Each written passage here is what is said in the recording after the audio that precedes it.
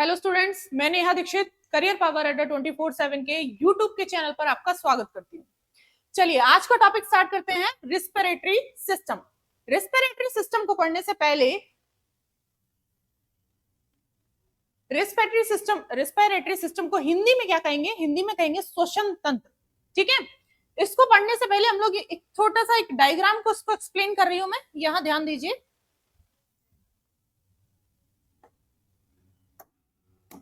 ये देखिए respiratory system. ठीक है, इसको हम लोग थोड़ा सा ऐसे देखते हैं, है ना। ये वाला जो डायग्राम है वो तो आपको हर बुक में मिल जाता है, हर जगह आप देखते हैं, नेट वगैरह पे भी मिल जाएगा। लेकिन इस डायग्राम से थोड़ा सा सिंपल तरीके से हम लोग समझने की कोशिश करेंगे। ठीक है, यहां देखिए, अगर हम लोग, ये नोज है, ठीक है, ये माउथ है, और ये हमारा पूरा एक नली है, इस तरफ लंग्स है और इस तरफ हमारा स्टमक है। ठीक है, डिफरेंस करना मैं आपको समझा रही हूं। डिफरेंस कैसे करेंगे हम लोग? किसमें कुछ कंफ्यूजन हो जाता है, विंड पाइप में एंड फूड पाइप में।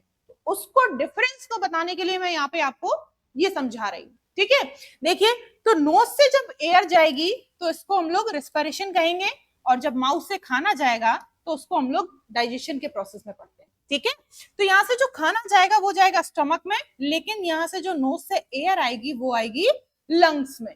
ठीक है, तो जो ये वाली पाइप है उसको कहेंगे फूड पाइप, और ये वाली जो पाइप है उसको कहेंगे विंड पाइप। यानी जिसमें एयर जा रही है वो है विंड पाइप, जिसमें खाना जा रहा है वो है फूड पाइप। एक और दूसरा नाम मिलता है फूड पाइप का, ईसोफेगस। हमने जब डाइजेस्टिव सिस्टम पढ़ा था तब मैंने आपको बताया था। एंड अगर हम इसकी बात करें विंड पाइप की तो ट्रैकिया कहते हैं। ठीक है, ट्रैकिया शब्द को आज हम बार बार यहाँ पे पढ़ेंगे क्योंकि चैप्टर ही हमारा रिस्पिरेटरी सिस्टम है।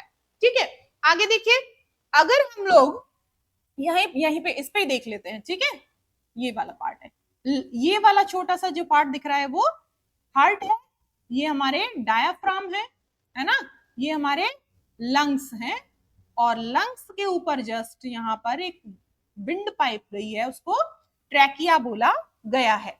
ठीक है, ट्रैकिया। अब देखो, ट्रैकिया और उसके लंग्स का स्ट्रक्चर को यहाँ पे एक्सप्लेन किया गया है। लंग्स में ही एक स्ट्रक्चर होता है, सेक लाइक स्ट्रक्चर होता है, बलून लाइक, छोटे छोटे से है ना, इस टाइप के बलून टाइप के स्ट्रक्चर होते हैं ऐसे। ये देखो, दिख भी रहे होंगे, इनको कहते हैं एल्व्यूली। ठीक है, एल्व्यूली। और ये होते हैं, ये वाली जो पाइप है ना, इस टाइप की जो संरचना दिख रही है, स्ट्रक्चर दिख रहा है, ये है ब्रोंकियोल्स। ठीक है, इस स्ट्रक्चर को दिमाग में रखेंगे, ये शब्द को दिमाग में रखेंगे, तभी ये चैप्टर पूरी तरीके से प्रॉपर समझ में आपको आएगा। बार बार यूज करेंगे, सॉरी,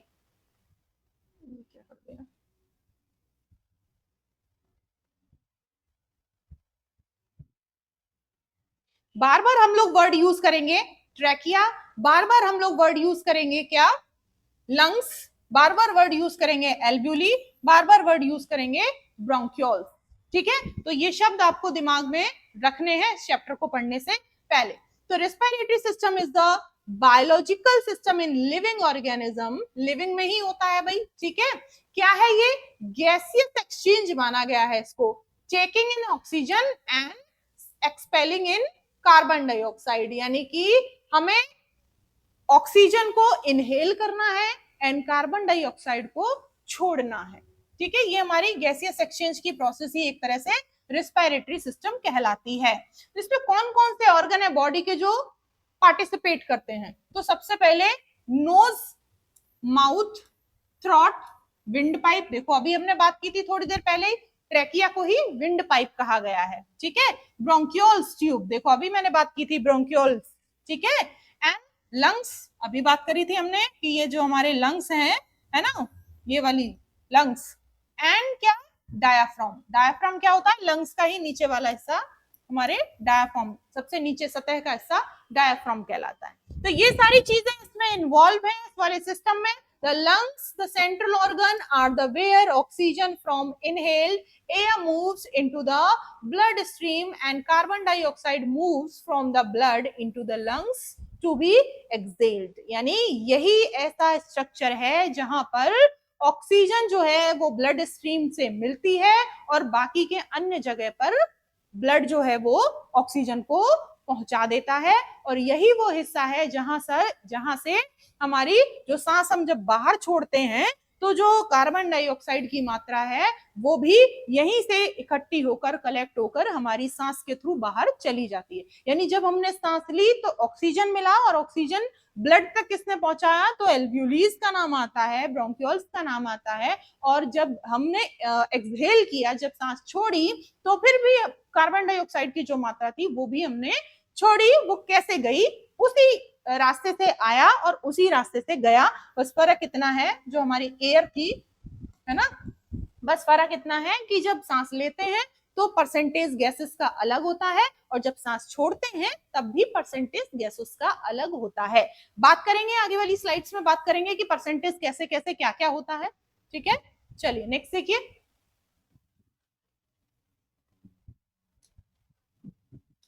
कंपोनेंट एंड फंक्शंस की बात करते हैं। ठीक है, कंपोनेंट एंड फंक्शंस की बात करते हैं। Nose and mouth entry point है भाई किसके?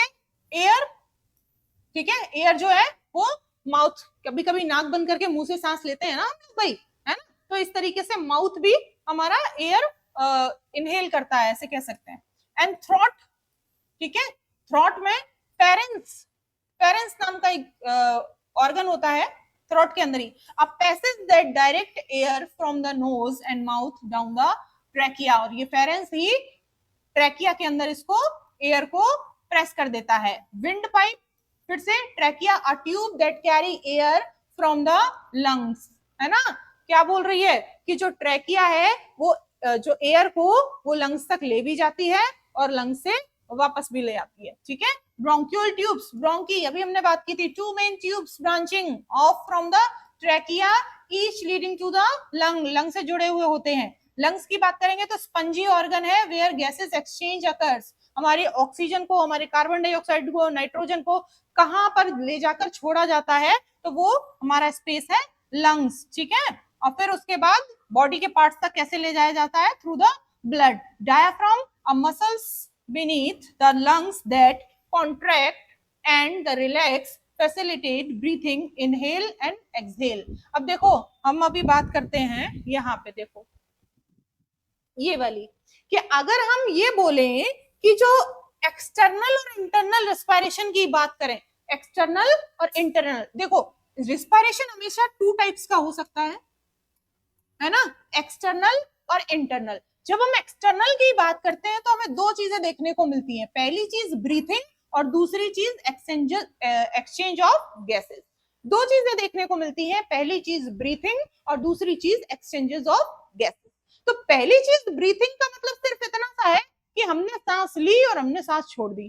ठीक है, यानी सिर्फ हमारी नोज और हमारे लैरेंस ने सिर्फ काम किया और किसी बॉडी के ऑर्गन ने काम नहीं किया, वो बाद की बात है, वो हम फिर आगे इंटरनल रेस्पिरेशन में देखेंगे। ठीक है, यहां तक बॉडी क्या काम कर रही है कि भाई ब्रीथिंग हो रही है, यानी सांस ले रहे हैं और सांस छोड़ रहे हैं, ये है हमारा एक्सटर्नल, यानी बाहर से दिख रहा है कि आदमी सांस ले रहा है और आदमी सांस छोड़ रहा है। दूसरा क्या कह रहा है? Exchanges of gases. सबको ये बात पता है कि भाई नाइट्रोजन गई हमारी बॉडी में, हमारी एयर के साथ साथ एयर में नाइट्रोजन थी, ऑक्सीजन थी, कार्बन डाइऑक्साइड थी, बहुत सारी अलग अलग गैसेस थी। तो वो जो गैसेस गई उतनी ही वापस थोड़ी आई परसेंटेज में, उतनी ही मात्रा में, क्वांटिटी में, अलग अलग परसेंटेज में गई और अलग परसेंटेज में वो वापस आई। तो गैसेस ऑफ एक्सचेंज भी हम कह सकते हैं। ठीक है, सिंपल सा प्रोसेस। अगर हम ब्रीथिंग की बात करें और अगर आपको डेफिनेशन जाननी है वन लाइन में, तो the process of taking air into and expelling it from the lungs, यानी हमने सांस ली और हमने सांस फेफड़ों में जाके छोड़ दी। ठीक है, सांस गई और वहां पे जाके रह गई, ये ब्रीथिंग है। ठीक है, और फिर वहां से फिर से वापस आ गई, ये भी ब्रीथिंग है। एक्सचेंजेस, अच्छा अब यहाँ पे देखो, अगर हम लोग इंटरनल रेस्पिरेशन की बात करते हैं तो इंटरनल रेस्पिरेशन भी दो प्रकार का हो सकता है। कौन कौन सा?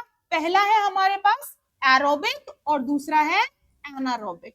पहला क्या कह रहा है? एरोबिक, और दूसरा है हमारा एनारोबिक। नाम से ही समझ में आ रहा होगा कि जो एनारोबिक है उसमें ऑक्सीजन एब्सेंट होता है और जो एरोबिक है उसमें ऑक्सीजन प्रेजेंट होता है। अब जो एरोबिक है वो फिर से 2 टाइप्स में डिवाइड कर दिया हमने। कैसे? हमने एक बना दिया डायरेक्ट रेस्पिरेशन और दूसरा बना दिया इनडायरेक्ट रेस्पिरेशन। तो हमने जो डायरेक्ट रेस्पिरेशन बनाया उसमें हमने कहा कि हमारे रेस्पिरेटरी ऑर्गन्स जो हैं और ब्लड जो है वो not involve.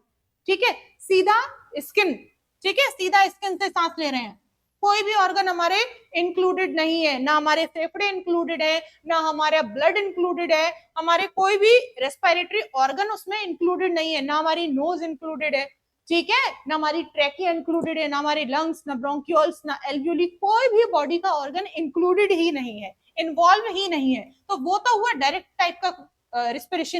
And indirect type का रेस्पिरेशन क्या हुआ कि जिसमें रेस्पिरेटरी ऑर्गन एंड ब्लड जो है वो इन्वॉल्व है। जैसे कि अगर हम इंसानों की बात करें, हम मनुष्यों की बात करें, तो हमारे लंग्स भी इन्वॉल्व है, हमारी ट्रैकिया भी इन्वॉल्व है, हमारी विंड पाइप है ना, एंड हमारी नोज इन्वॉल्व है, एंड हमारे लैरिंग्स है ना, बहुत सारी चीजें इन्वॉल्व है, ब्रोंक्यूल्स है, एल्वियोलीज है, ब्लड है, टिश्यूज है, सेल है। तो ये सारे जो ऑर्गन इन्वॉल्व हो रहे हैं ये किस में हो रहे हैं? ये इनडायरेक्ट रेस्पिरेशन में हो रहे हैं। और इनडायरेक्ट रेस्पिरेशन जो है बच्चा वो इंटरनल रेस्पिरेशन का पार्ट है, एक्सटर्नल का नहीं है। याद रखिएगा, क्वेश्चन आता है कि जो हमारा इनडायरेक्ट और डायरेक्ट रेस्पिरेशन है वो किस रेस्पिरेशन का हिस्सा है, पार्ट है। तो आप एक्सटर्नल और इंटरनल दोनों में से अगर आपको चूज करना पड़े तो आप इंटरनल रेस्पिरेशन बताएंगे, ना कि एक्सटर्नल रेस्पिरेशन बताएंगे।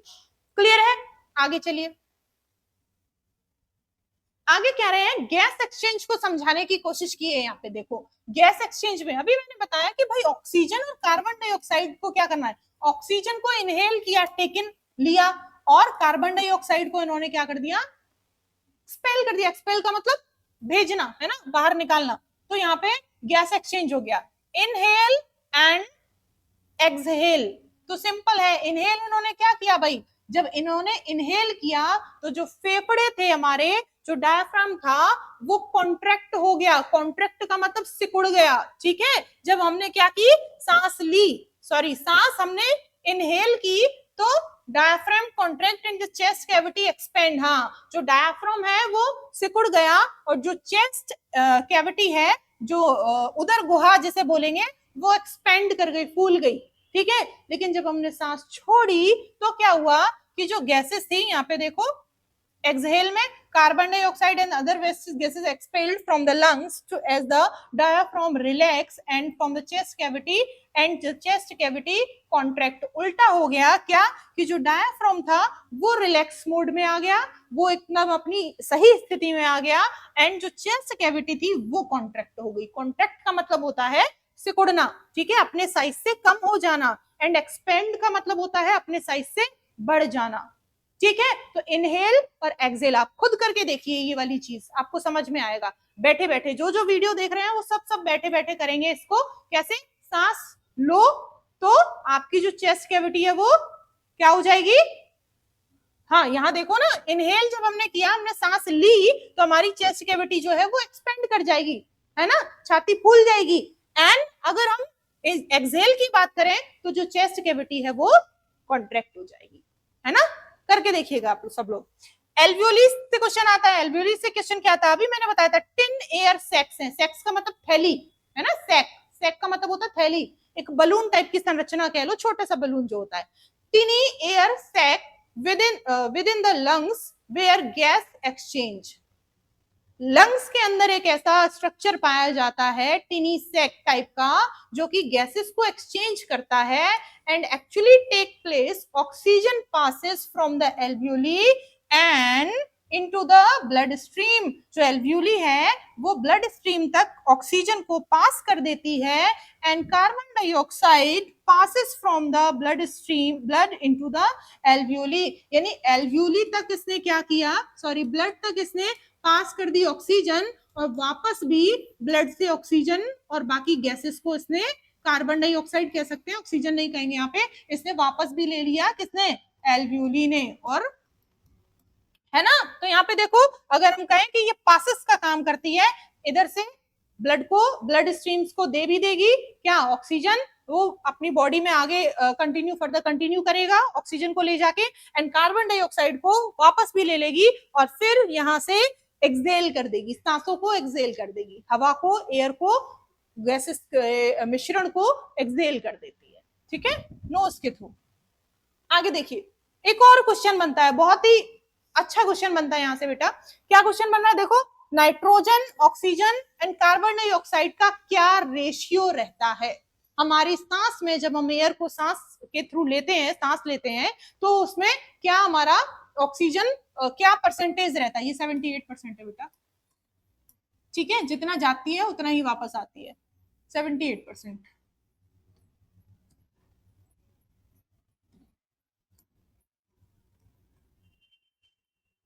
ठीक है, देखिए तो नाइट्रोजन का जो परसेंटेज है इनहेल का और एक्सहेल का, तो इनहेल का 78% है, नाइट्रोजन, ऑक्सीजन 21% जाती है, एंड 0.03% हमारा कार्बन डाइऑक्साइड का रहता है। लेकिन जब हम एक्सहेल करते हैं तो ये मात्रा देखो कितनी ज्यादा बढ़ गई है ना, एंड बाकी नाइट्रोजन जितनी जाती है उतनी ही रेशियो में लगभग वापस आ जाती है, थोड़ा सा परसेंटेज कम हो जाता है, ऑक्सीजन जो है हमारी बॉडी के अंदर रुक जाती है, ब्लड के अंदर रुक जाती है, क्यों, क्योंकि आगे चल के आपको पता चलेगा कि ब्लड के साथ, ब्लड में हीमोग्लोबिन होता है और ऑक्सीजन जो जाती है वो ब्लड और ऑक्सीजन मिलकर, हीमोग्लोबिन और ऑक्सीजन मिलकर एक सब्सटेंस बना देते हैं जिसे ऑक्सी हीमोग्लोबिन कहते हैं, और फिर वो पूरी बॉडी में हमारे रन करता है, हमें एनर्जी देता है और बाकी चीजों के लिए भी रिस्पॉन्सिबल होता है। तो यहाँ पे हम क्या देख रहे हैं, यहाँ पे हम परसेंटेज देख रहे हैं, पूछ लेता है क्वेश्चन, और एक्सटर्नल रेस्पिरेशन में और इंटरनल रेस्पिरेशन में कौन कौन से बॉडी के ऑर्गन पार्टिसिपेट करते हैं वो देखिए। तो एक्सटर्नल की अगर हम बात करें तो हमारी नोज है, फिर उसके बाद नोज से लंग्स है ना, लंग से एल्व्यूली है, एंड फिर एल्व्यूली से हमारा लास्ट जो जाएगा वो ब्लड में जाएगा। एंड अगर हम इंटरनल रेस्पिरेशन की बात करें, ये नोज है, ठीक है, ये हमने एक्सटर्नल की बात करी, अगर हम लोग इंटरनल रेस्पिरेशन की बात करें बच्चा तो क्या होगा, इंटरनल रेस्पिरेशन में ब्लड से चीजें शुरू होंगी, क्योंकि यहाँ ऊपर देखिए ब्लड तक पहुंची थी ना, तो ब्लड से शुरू होगी, ब्लड से जो है हमारा वो ऑर्गन, बॉडी के ऑर्गन तक चीजें जाएंगी, ऑर्गन से फिर हमारा टिश्यू तक चीजें जाएंगी, और टिश्यू से सीधी हमारी चीजें सेल्स में चली जाएंगी, और फाइनली हमारे सेल्स में जाकर ही हमारी श्वसन की क्रिया, रेस्पिरेशन प्रोसेस को कंप्लीट माना जाता है, क्योंकि हमारा रेस्पिरेशन जो है, अगर हम ह्यूमंस की बात करें तो किस टाइप का रेस्पिरेशन मिलता है, तो is answer is cellular type का रेस्पिरेशन मिलता है, क्योंकि ह्यूमन की सेल्स में ही रेस्पिरेशन की प्रोसेस कंप्लीट मानी जाती है, कंप्लीट होती है। ठीक है, आई होप कि समझ आया होगा आपको। अच्छा एक चीज और यहाँ पे क्वेश्चन पूछ लेते हैं। अभी मैंने आपको बताया था कि जो HB है ना, हीमोग्लोबिन है, वो ऑक्सीजन के साथ मिलकर क्या बनाती है, तो ऑक्सी हीमोग्लोबिन बनाती है, यानी HbO2 बनाती है, और यही ट्रांसपोर्टेशन बॉडी में करती है। आगे देखिए एक और क्वेश्चन बनता है, रेस्पिरेटरी रेट और पल्स रेट का रेशियो आपको पूछ लेता है कभी कभी कि रेस्पिरेटरी रेट और पल्सेस का हमारा रेशियो क्या होता है। तो पल्सेस के बारे में सबने पढ़ा होगा कि 72 पर मिनट धड़कते हैं, 72 टाइम्स हमारी जो धड़कन है वो एक मिनट में 72 टाइम्स होती है। लेकिन अगर हम रेस्पिरेटरी के साथ इसको कंपैरिजन करके देखें, इसको कंपेयर करें कि रेस्पिरेटरी मतलब सांस हम लोग कितनी बार लेते हैं, तो एक मिनट में लगभग 18 बार हम लोग सांस ले जाते हैं। ठीक है, एक मिनट में, जैसे कोई डर की स्थिति है या कोई ऐसी स्थिति है जब आप घबराए हुए हैं, तो फिर वो थोड़ी बहुत ज्यादा भी हो सकता है, आप गिनेंगे नहीं कि भाई डर की स्थिति में भी 18 ही होंगी, नहीं, 19, 20, 22, 25 तक जा सकती है। ठीक है, लेकिन एक सामान्य मनुष्य की श्वसन की दर, एक सामान्य मनुष्य की रेस्पिरेटरी रेट अगर पूछी जाए तो हम 18 पर मिनट ही बताएंगे, 18 बार हम सांस ले सकते हैं एक मिनट में। ठीक है, वैसे ही हमारा जो दिल है वो 72 टाइम्स धड़क सकता है एक मिनट में। अगर दोनों का ही हम रेशियो निकालते हैं तो हमारा 18 और 72 का रेशियो निकालते हैं तो 1:4 हो जाएगा। आपका सही आंसर हमारा 1:4। क्या, और याद रखना, इसको समझ लेना, 4:1 भी ऑप्शन में हो सकता है, लेकिन ये क्वेश्चन पे डिपेंड करता है कि भाई क्या पहले पूछा आपको, पल्स रेट पहले दिया है या फिर रेस्पिरेटरी रेट पहले दिया है। ठीक है, अगर दोनों का ही रेशियो पूछता है तो आप अपने हिसाब से इसको कर लेंगे। अच्छा, एक दो क्वेश्चन और यहाँ पे डिस्कस करेंगे। पूछा जाता है कि यूनिसेलुलर एनिमल जो होते हैं वो रेस्पिरेशन किस ऑर्गन से करते हैं, उनका रेस्पिरेटरी ऑर्गन क्या होता है? तो आंसर इज प्लाज्मा मेम्ब्रेन। ठीक है, फिश जो है वो अपना रेस्पिरेशन किस ऑर्गन से करती है? तो गिल आंसर होगा। एम्फीबियंस जैसे कि मेढक, ठीक है, वो अपना रेस्पिरेशन किस ऑर्गन से करते हैं? तो वो जब बहुत ही लार्वे की स्थिति में होते हैं तो गिल से करते हैं, और फिर उसके बाद जब वो मेच्योर हो जाते हैं तो वो स्किन से भी करते हैं और लंग से भी करते हैं। ठीक है, स्किन से भी करते हैं, लंग से भी करते हैं। एवीज की बात करें तो लंग से करते हैं, मैमल्स की बात करें हम लोग तो भी लंग से ही करते हैं। मैमल का हिंदी होता है स्तनधारी, मैमल की हिंदी होती है स्तनधारी। और अगर इंसेक्ट की बात करें तो इंसेक्ट भी हमारे ट्रैकिया से करते हैं, ट्रैकिया से करते हैं। क्वेश्चन आ चुका है लास्ट टाइम कि जो इंसेक्ट होते हैं उनके रेस्पिरेटरी ऑर्गन कौन सा होता है? तो आपका इंसेक्ट का रेस्पिरेटरी ऑर्गन ट्रैकिया होता है। इंसेक्ट मतलब कीट, कीट है ना, कीड़े मकोड़े कह सकते हैं भाई। अब देखो, what make up the respiratory system, कौन कौन सी ऐसी चीजें हैं जो रेस्पिरेटरी सिस्टम को कंप्लीट बनाती हैं? तो भाई नोज है, माउथ है, थ्रोट है ना, वॉइस बॉक्स है, फेरेंस और लेरेंस, ठीक है, विंड पाइप है, एंड ब्रोंकीज कह सकते हैं, एयरवेज है ना, एंड लंग्स। ये सारी चीजें मिलकर हमारे रेस्पिरेटरी सिस्टम को कंप्लीट करती हैं, ऑर्गन को कंप्लीट करती हैं। अच्छा, यहाँ पे एक चीज और बता देती हूँ, ये देख लीजिए, ठीक है, ये वाली जो हिस्सा है इसको ट्रैकिया बोल रहे हैं, ये वाला इसके जस्ट पीछे का हिस्सा है इसको ऑइसोफेगस बोल रहे हैं, फेरेंस है ये वाला नीचे स्वर यंत्र बोलते हैं, हिंदी में क्या कहते हैं? लेरेंस को स्वर यंत्र। आवाज जो है आपकी वो पतली होगी मोटी होगी वो इसी पे डिपेंड करता है, ठीक है। नॉस्ट्रिल्स, नाक से जब सांस लेते हैं, अंदर की जो नाक से जब हम सांस लेते हैं उसके अंदर का जो ये वाला हिस्सा आता है वो नेजल कैविटी कहलाता है। माउथ है, टंग है और एपिग्लोटिस। एपिग्लोटिस क्या होता है भाई? एपिग्लोटिस एक ऐसा होल है, एक ऐसा ढक्कन टाइप का स्ट्रक्चर होता है कि जब हम सांस लेते हैं तो कोई बात नहीं, लेकिन जब हम खाना खाते हैं तो हमारी ट्रैकिया को, विंड पाइप को ढक देता है ताकि सांस की नली में खाना ना चला जाए, वो फूड पाइप में ही जाए।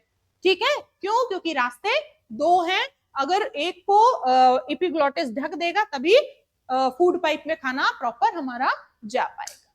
ठीक है, इस तरीके से ये होता है।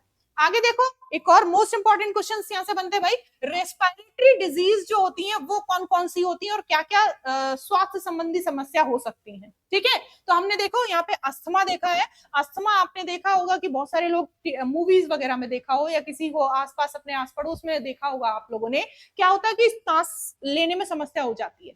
ठीक है, जो ब्रीथिंग है वो रुकने लग, ब्रीथिंग आपकी नहीं अच्छे से हो पाती है, ब्रीथ नहीं हो पाती है, या फिर हम इसको ये कह सकते हैं शॉर्टनेस ऑफ ब्रीथ, है ना, सांस लेने में समस्या आना शॉर्टनेस ऑफ ब्रीथ कह सकते हैं। तो देखो यहाँ पे शॉर्टनेस ऑफ ब्रीथ हो जाती है, पुरानी बीमारी है, वायु मार्ग को संकुचित करती है, जिसमें सांस लेने में कठिनाई हो जाती है। ठीक है, एक और नई बीमारी है COPD, फुल फॉर्म क्या है भाई? Chronic obstructive pulmonary disease. ये एक फेफड़ों की बीमारी है जिसमें भी सांस लेने में समस्या होती है, और क्या होता है इसमें? क्रॉनिक ब्रोंकाइटिस भी शामिल है। फेफड़ों का कैंसर भी हो जाता है भाई, फेफड़ों में खतरनाक होने वाला कैंसर है, ये भी हम कह सकते हैं स्वास्थ्य संबंधी समस्या है। टीबी, टपेदिक टीबी हम लोगों ने बैक्टीरिया वाले चैप्टर में पढ़ी होगी, है ना, मोनेरा जब पढ़ा था तो मैंने आपको बताया था, टीबी, ट्यूबरकुलोसिस, याद करिए, है ना। तो टीबी जो है वो यहाँ पर एक संक्रामक बीमारी है जो फेफड़ों को, लंग्स को अफेक्ट करती है हमारी यहाँ पे टीबी। ठीक है, ब्रोंकाइटिस, वायु मार्ग में सूजन आ जाती है और जो तीव्र पुरानी हो सकती है। निमोनिया, फेफड़ों का संक्रमण है, बैक्टीरिया, वायरस, कवक के कारण भी हो सकता है ना। वैसे निमोनिया कैसी डिजीज है भाई? निमोनिया जो है वो बैक्टीरियल डिजीज है, याद रखिएगा। What are the signs or symptoms of condition that affect your respiratory system, है ना, condition that affect your respiratory system might causes, English में दो बीमारियां बताई गई हैं। पहली है स्वास्थ्य संबंधी समस्या, सांस लेने में समस्या हो सकती है, एंड दूसरी है स्टफी एंड रनी नोजेस, यानी कि जब आपको कभी जुकाम होता है, जब कोल्ड होता है तो आप देखते हैं नाक बहती रहती है ना, तो ये भी एक तरह से क्या है? हमारी रेस्पिरेटरी ऑर्गन, क्योंकि नोज क्या है? नोज जो है वो रेस्पिरेटरी ऑर्गन है, तो अगर रेस्पिरेटरी ऑर्गन ही चीज से अफेक्ट हो रहा है तो वो रेस्पिरेटरी डिजीज मानी जाएगी। ठीक है, तो इस तरीके से रनी और स्टफी नोज और सांस लेने में समस्या। इस तरीके से हमारा ये श्वसन तंत्र भी आज खत्म होता है। आई होप कि आपको समझ में आ रहा होगा, और नहीं भी समझ में आ रहा है तो कमेंट सेक्शन में आप क्वेश्चन लिखकर बता सकते हैं कि किस तरीके से क्या चीजें और इसमें इंक्लूड की जाए। आपका फीडबैक हमारे लिए बहुत ही महत्वपूर्ण रहेगा। Thank you.